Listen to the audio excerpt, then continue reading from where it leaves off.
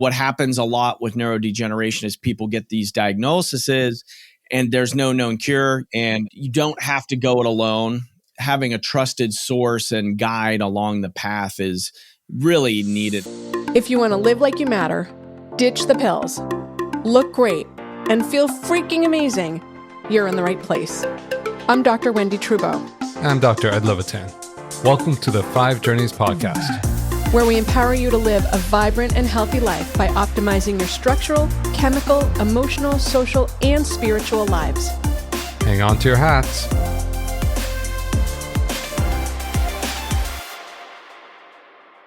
Hello, and welcome back to another episode of the 5 Journeys podcast, Live Like You Matter. I'm Dr. Wendy Trubo. This is Dr. Ed Levitan, and our guest today is Dr. Greg Eckel. In practice since 2001, Dr. Eckel co-founded Nature Cures Clinic in Portland, Oregon, where he shares what he calls Soraya's gifts with the world. As a loving husband and clinician, he took a deep dive into medical research, looking for cures to his wife's Creutzfeldt-Jakob disease, a rare chronic neurodegenerative condition with no known cure. While he unfortunately didn't find a solution for Soraya, the information he discovered and now uses in his clinic is showing promise for thousands of people in their brain health. Welcome, Greg. Very excited. Thanks for being here. My pleasure. So neurodegeneration is pretty widespread, right? So there's a lot of diseases. What are kind of the top three things you see, and kind of what is your general approach? Let's talk about kind of big picture stuff, and we can narrow in. But who do you do it with? What do you do with people? Right. So the components of this continuum from neurodegeneration, where I'm finding we are actually having success, and I will explain what falls into that camp, thought, well, heck, if it's working for folks that are really progressed into a pathology, it's got to be working as a preventative. And then we can also then push the bounds on longevity. So neurodegeneration. So Soraya had Creutzfeldt-Jakob disease, which really nobody ever sees in clinical practice. It's 1 in a million diagnosis. I always knew she was special and 1 in a million. And unfortunately, the specialist agreed with that in such the wrong way. There's 300 cases of CJD in North America a year. Well, when you get in on the prionic textbook, it's still in its first edition. Prions are misfolded proteins. You realize, this is why there's been no breakthroughs for neurodegeneration, because nobody is addressing prions or misfolded proteins. So what are the classes that go in there? So that is, that's like mad cow syndrome in people for folks that don't know what that is. So it's alpha-synuclein for Parkinson's. So I wrote a book called Shake It Off, an integrative approach to Parkinson's solutions. I've hosted a brain regeneration summit. We had 100,000 people go through that summit on different facets of neurodegeneration. Well, it's also beta amyloid plaque in Alzheimer's. It's tau proteins. It's also implicated with anxiety. So anxiety can be actually classified in a neurodegenerative state as well. It's not just a mental emotional disorder. And so we're looking at Alzheimer's, dementia, mild cognitive impairment, Parkinson's disease, ALS also gets categorized here. So all of these conditions are on the rise. I have a couple hypotheses as to why those are on the rise. And in particular, it's different than what most people would think. I mean, definitely levels of toxicity are definitely a causative agent. I mean, if you just follow what the lawyers are doing, right? If you have a Parkinson's diagnosis, you're getting hit up by lawyers for your exposures to pesticides as possible causative components for Parkinson's. Heavy metals are implicated there as well. So that's one category. But the bigger component here, I think, is trauma.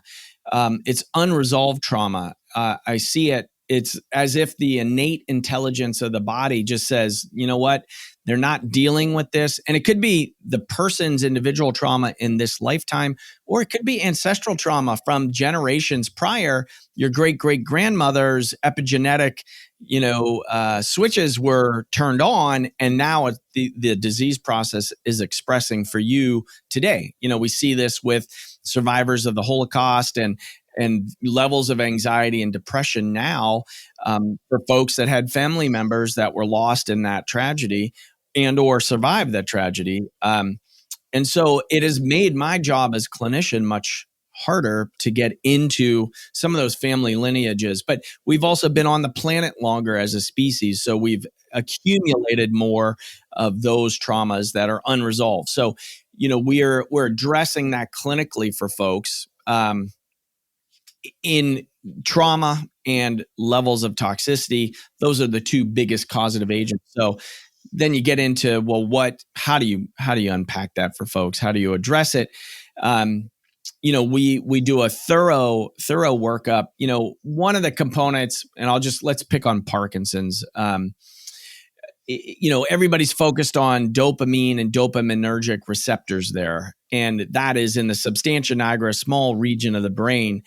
Well, the frontline medication for that is carbidopa-levodopa. In fact, it's part of the diagnostic criterion because there isn't a good lab test or imaging that would be a definitive diagnosis for Parkinson's. So if you get better on that, then they diagnose you with Parkinson's. Right. Yeah. So they give you the drug, carbidopa-levodopa, and if that improves your symptoms, it's presumptive of, you have Parkinson's because the medication worked. And this was instituted in 1974, I believe. Carbidopa-levodopa came on the market. That's okay. Nothing's changed since then. It's okay.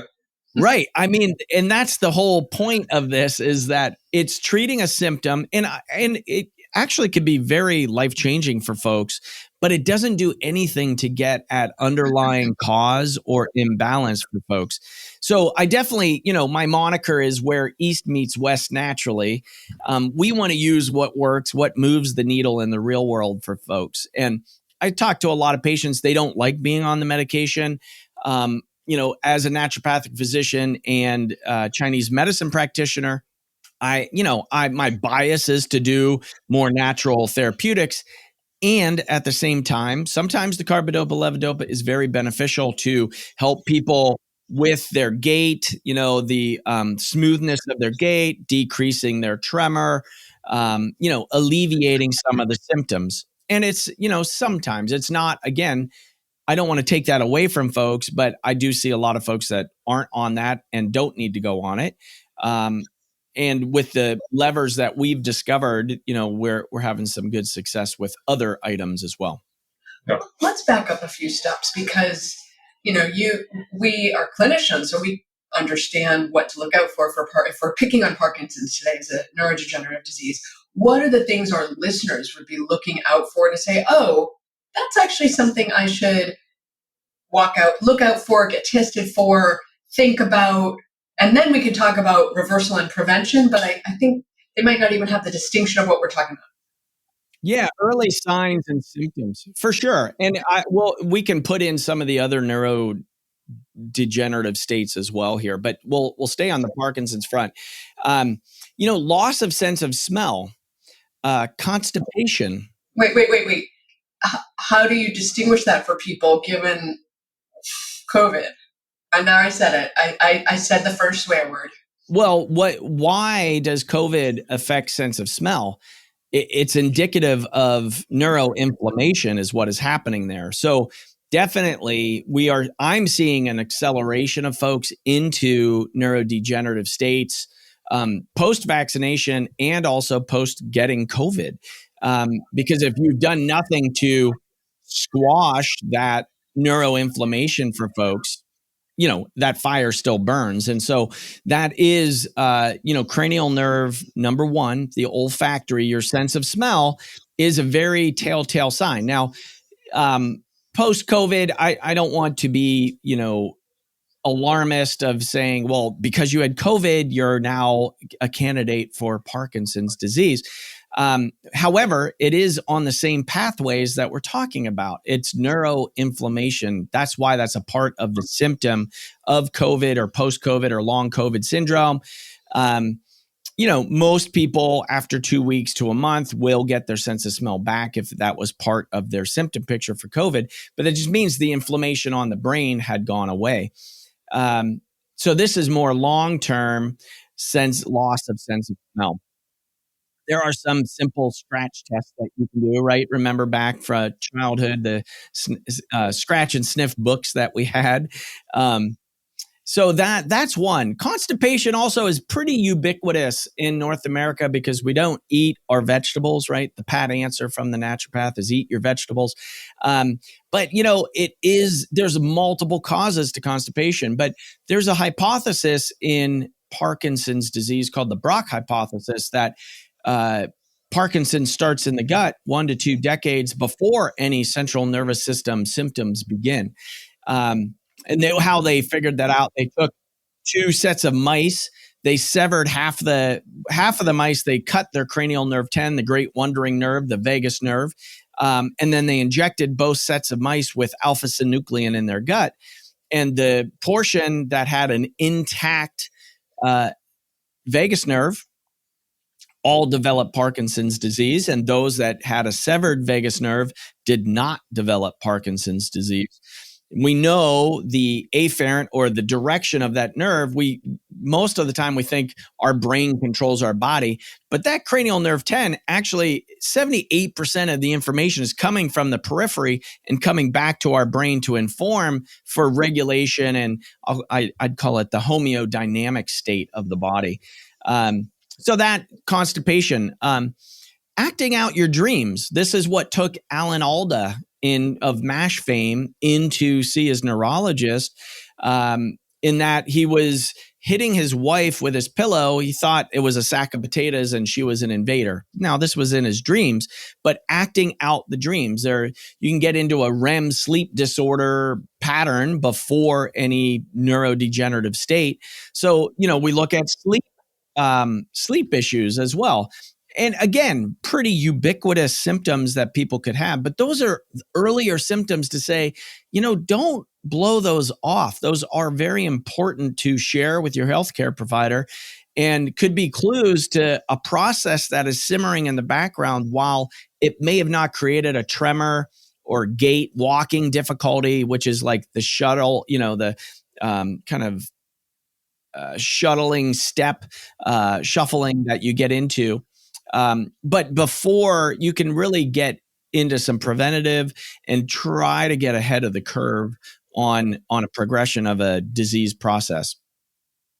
So those are early symptoms. In the CJD realm, that is a rapidly progressing dementia. So, what kind of catapulted me into a brain regenerative specialist and into longevity was really watching Soraya go through rapidly. So, what was that? That was stress triggering memory loss, which then progressed to, in 2 months' time, inability to speak, and really loss of cognition. And then 18 months later, basically leaving her body off the planet. I mean, it was a brutal, brutal ride. And by firsthand, experience of myself and the kids living with Creutzfeldt-Jakob disease going through Soraya's body, that differential diagnosis, there's no test for that either. So it's a differential. So you look at, there's autoimmune encephalitis that could be happening, or CJD, these kind of ominous, currently uncurable conditions. And then that also then goes into the mild cognitive impairment, dementia, Alzheimer's realm of memory loss, cognition. It's this statement when you hear from providers, just get used to it, you're getting old. I call hogwash on that, right? Did she at one point have a diagnosis of ALS also, given the rapidity of her progression? That actually was not on the first tier of differential. Because of the component, ALS is actually, people keep their cognition and start losing bodily functions. which is the exact opposite, is also as maybe more brutal because people know that it's happening, versus CJD was, she basically lost her mind early. So it is, it just, having your loved one with their life on the line and going through kind of the fractionated pieces, it's heartbreaking. And to go through it, coming out the other side, I was like, I want to make a difference here. It's really lit a fire under my tuchus, so to speak, and a passion of putting flags on the earth around neurodegeneration, brain health, and then longevity are the three camps that I'm established in, and really wanting to move the needle for folks. I'm a firm believer, you don't have to go it alone. What happens a lot with neurodegeneration is people get these diagnoses and there's no known cure. I think neurologists actually have one of the highest rates of suicide because they can diagnose very well, but they don't have any solutions. I mean, you look at, we can talk about different components of neurodegeneration, but the aspects of that are, you don't have to go it alone, and having a trusted source and guide along the path is really needed. I mean, I'm talking to people around the globe these days, and the way the world works, again, the whole process for me just reinstated my faith in the oneness of all, which has actually radically changed my the way that I help people and the way that I talk about health and disease, and also the way that I track, what are we doing clinically with people. So it is, thinking about disease as separation from source, or the oneness or unity consciousness. I'm good. Let's pause for a second, just because I think some people are aware of that concept and some people are not. So can you give a little sense of what that is? Yes, it is. So it's a different way of thinking about what is going on in this reality. So we're bringing in a little bit of quantum physics and discussion around, instead of Newtonian physics, which is matter to matter, we go from point A to point B and there's time in between. We can get above. So matter is the slowest waveform. That's why it feels very real. Right here, I'm knocking on my desk. This feels like pretty real, solid. But we know if we push on all of the cells, right at the center of the cell, we have the proton, we have neutrons circling around that. There's actually nothing there. So in a lot of the great textbooks talk about it, in the different religious philosophies around the concept of this is an illusion. We're pretending to be separate in this reality. And it looks, there's a lot of compelling evidence there. But if you look at it from a different framework, it is as one whole entity, like the universe is one. There's this saying in Chinese medicine, you are the universe is in you.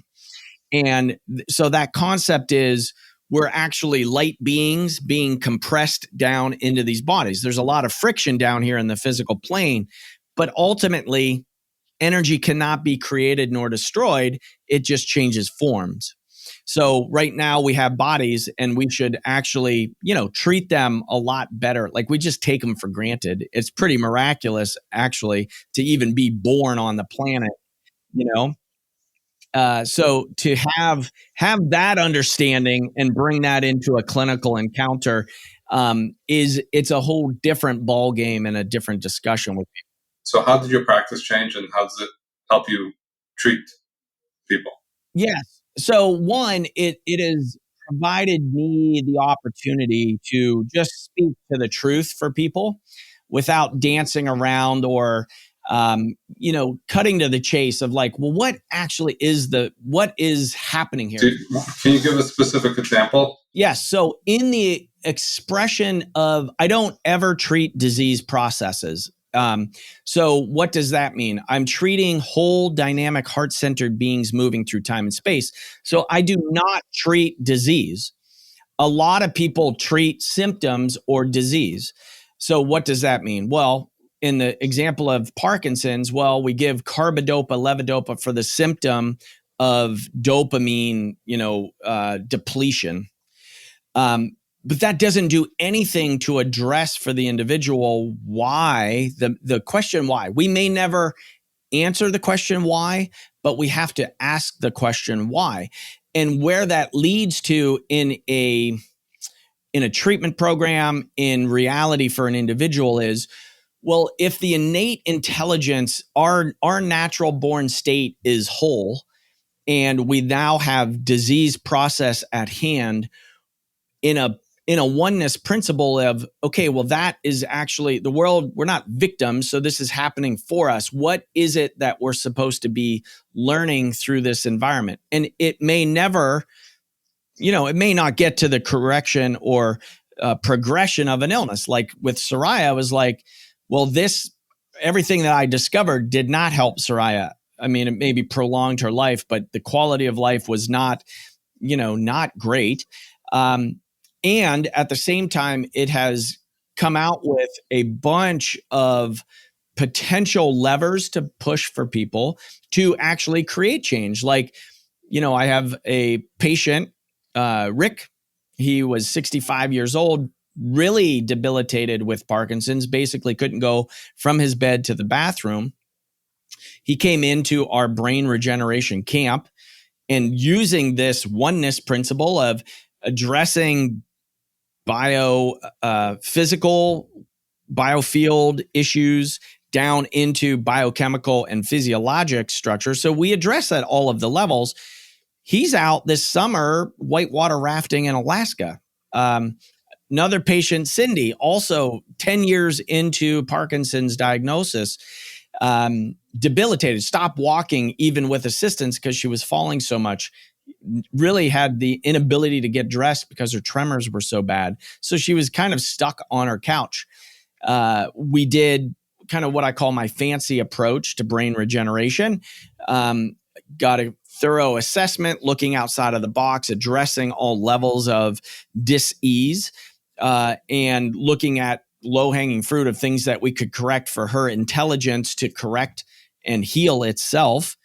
And, she calls me a year later and says, Dr. Eckel, you'll never guess what? My husband just told me to slow down walking in the park. I was like, wow, when is the last time he said that to you, Cindy? She said, it's been over a decade. So, she's walking, she got her quality of life back.